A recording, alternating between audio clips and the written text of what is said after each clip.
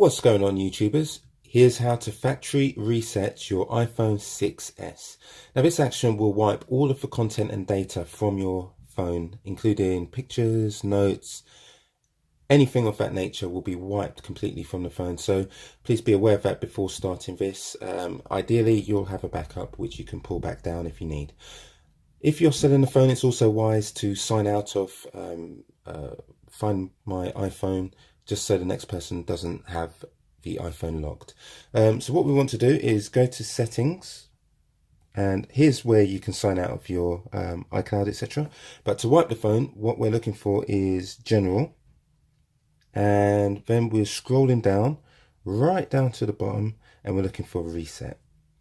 Okay, and at the top we have, well, throughout we have some options, but we are looking specifically for erase all content and settings. Press that. Down here it says this will delete all media and data and reset all settings. Erase iPhone. And again, it gives you one last chance. Are you sure you want to continue? All media, data and settings will be erased. This cannot be undone. So if you're sure, click erase iPhone. And you will see an Apple logo. And this is the process of the phone restarting. So I'm going to let this run. Take a couple of minutes. Starts off very quickly, as you can see.